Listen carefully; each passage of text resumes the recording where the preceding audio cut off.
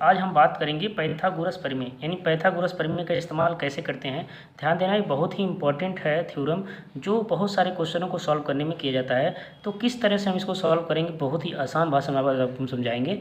तो कैसे समझेंगे, तो देखो पाइथागोरस प्रमेय हमेशा ध्यान दीजिएगा समकोण त्रिभुज पे ही लागू होता है। समकोण त्रिभुज कैसे पहचानेंगे, तो समकोण त्रिभुज का मतलब होता है जिसमें एक कोण क्या हो, 90 अंश का हो। जैसे 90 अंश का है, और ध्यान दीजिएगा 90 अंश के सामने वाला जो भुजा होता है उसको कड़ बोलते हैं। क्या बोलते हैं? कड़ बोलते हैं। और जो नीचे होता है उसको आधार बोलते हैं। और इससे संलग्न भुजा यानी ये जो दिख रहा है लंबाई, इसको लंब कहते हैं। क्या कहते हैं? लंब कहते हैं। ध्यान दीजिएगा।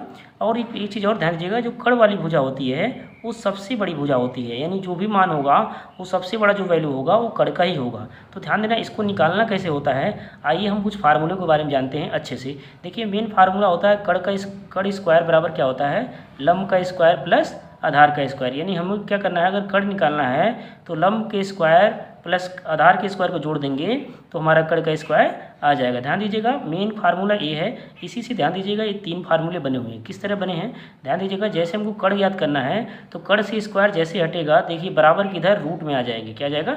रूट आ जाएगा। तो ये क्या फार्मूला बनेगा, लंब का स्क्वायर प्लस आधार का स्क्वायर। अगर मान लीजिए हमारे क्वेश्चन में कड़ ना पूछ करके लंब पूछ दिया, तब क्या करेंगे, कुछ नहीं करेंगे मेरे भाई, यहाँ लंब लिखेंगे।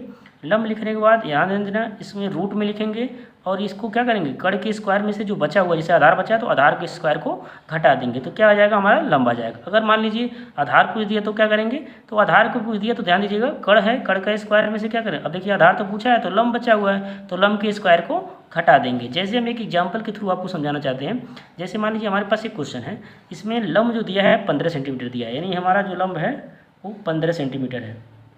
और आधार कितना दिया है, आधार 8 सेंटीमीटर दिया है। आधार कितना दिया है, 8 सेंटीमीटर। और हमसे क्या पूछ रहा है, कड़ ज्ञात कीजिए। तो ध्यान देना, कड़ ज्ञात करने के लिए जस्ट फार्मूला बताए हैं। आप फार्मूला लिखेंगे कि कड़ बराबर क्या होता है, तो कड़ बराबर आपका होता है फार्मूला अंडर रूट में लंब का स्क्वायर प्लस आधार का स्क्वायर, आधार का स्क्वायर। अब ध्यान से देखिए, यहाँ लंब कितना है, इसे रूट लगाएंगे और लंब का मान क्या है, 15 है, तो क्या लिखेंगे, 15 का स्क्वायर प्लस आधार कितना है, 8, यानी 8 का स्क्वायर। अब ध्यान देना, 15 का स्क्वायर का मतलब ये होता है 15 का 2 बार गुणा, यानी क्या करेंगे, अगर 15 गुणे 15 कर देते हैं तो कितना आता है, 200, कितना आता मेरे भाई, तो आता है 15 गुणे 15 करेंगे तो 225 आएगा। कितना आएगा, 225 आएगा। तो यहाँ क्या करेंगे, 225 लिखेंगे प्लस 8 का स्क्वायर करेंगे तो 8 गुणे 8 करेंगे तो 8 हटाएँ, कितना होता है, 64 होता है। कितना होता है, 64 होता है। अब ध्यान दीजिए, 225 और 64 को जब जोड़ेंगे